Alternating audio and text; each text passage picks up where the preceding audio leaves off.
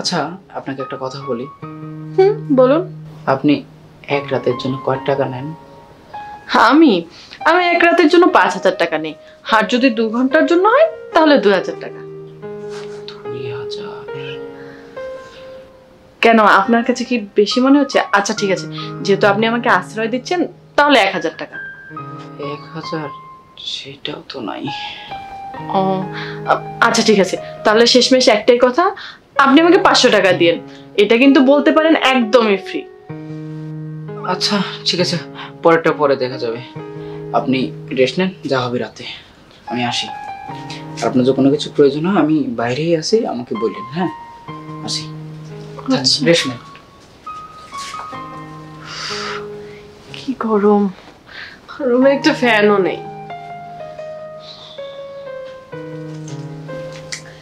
যাই হোক, একটা নিরাপদ জায়গা পেলাম। এসব কাজকর্ম বাড়ি থেকে দূরে করলেই ভালো। তবে ছেলেটা দেখতে মাশাআল্লাহ অনেক সুন্দর। আর কি একটা লোকের কাছে গিয়েছিলাম, কালো ভূত, তারপর ওর বয়সটাও অনেক।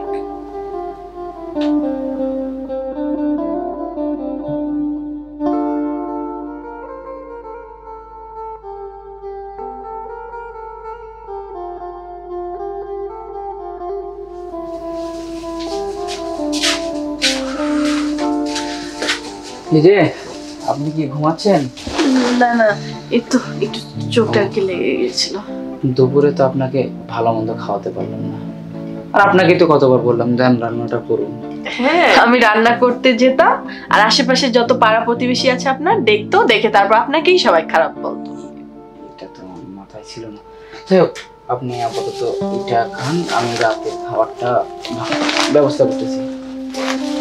আচ্ছা, রাত তো অনেক হলো, চলুন এখন আমরা যে কাজটার জন্য এসেছি সেই কাজটা শুরু করি। শুরু তো করবেন। দেখুন, আমি তো আগে এগুলো কিছু করিনি, আমার একটু সময় লাগবে। আচ্ছা, তাহলে আমি আপনার ভিতরে ওই ভাবটা আনার জন্য সাহায্য করি। না না, আপনার করতে হবে না, আমি নিজে আনতে পারবো। একটা কাজ করুন, আপনি শুয়ে পড়ুন, আমি এখানে শুয়ে পড়তেছি। পরে যখন সময়টা আসবে আমি আপনাকে এসে ডাকবো। কিন্তু নিচে কেন? আমরা চাইলে তো এক বিছানায় একসাথেও ঘুমাতে পারি। না থাক, আপনি ওখানে শোন, আমি নিচে শুচ্ছি। আমার যখন এটা হবে আমি আপনাকে ডাক দেবো, ঠিক আছে? ওকে।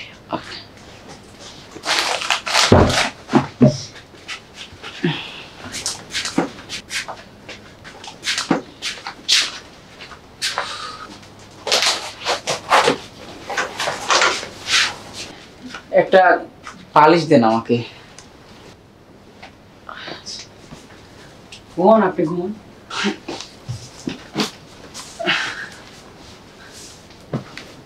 ঘুমান।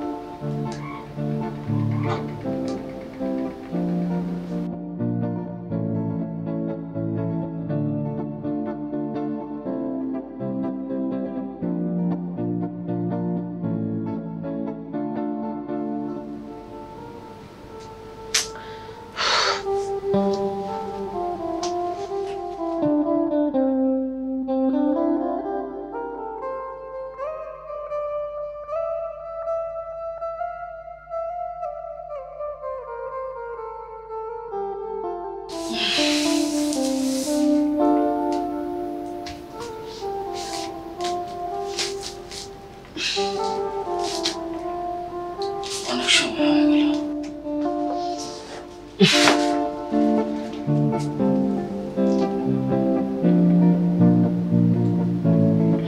এই যে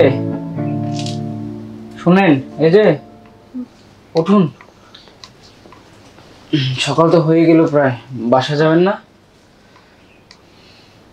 হ্যাঁ হ্যাঁ, বাসা তো যাবই, কিন্তু একটা কথা বলবো।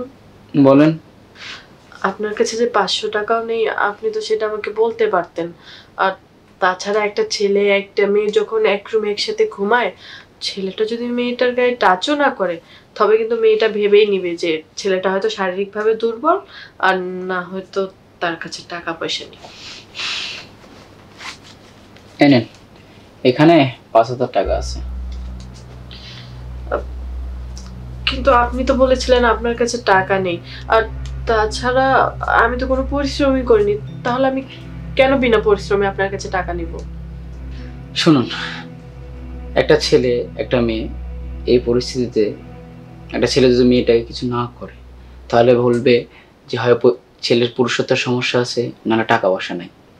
আপনার সাথে যদি আমি এই কাজটা করি তাহলে আল্লাহর কাছে আমি গুনাহগার হয়ে যাব, আর আমাদের উপরে আমাদের চরম ক্ষতি হবে। এই জন্যেই আমি এই কাজটা করিনি।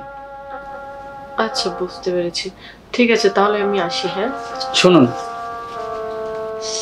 এগুলা খারাপ কাজ ছেড়ে দেন, সৎ পথে 2 টাকা ইনকাম করেন, দেখবেন ওই 2 টাকাতে আল্লাহ বরকত দিবে। 2 টাকা ইনকাম করে আপনার সুখে থাকতে পারবেন, আল্লাহর দোয়া থাকবে আপনার উপর। আপনি একদম ঠিক কথা বলেছেন। আসলে এই পাপ কাজ করে না কোনো শান্তি নেই। আমি আজকে থেকে আর কখনো এই ধরনের পাপ কাজ করব না। দরকার পড়লে আমি ইটের ভাটায় কাজ করব, আর যদি তাও না পাই তাহলে মানুষের বাড়িতে কাজ করব, করে তারপর নিজের পেটকে চালাবো। তাও কখনো এই ধরনের পাপ কাজে লিপ্ত হব না। আপনার অনেক অনেক ধন্যবাদ। আজকে আপনি আমার চোখ খুলে দিয়েছেন। ধন্যবাদ আমাকে না, ধন্যবাদ আল্লাহকে দেন, যিনি আমাদের এগুলো বোঝার তৌফিক দান করেছে। আচ্ছা, ঠিক আছে, আমি আসি। আচ্ছা, আর কোনো প্রয়োজন হলে আমাকে বললেন। আচ্ছা, আসেন।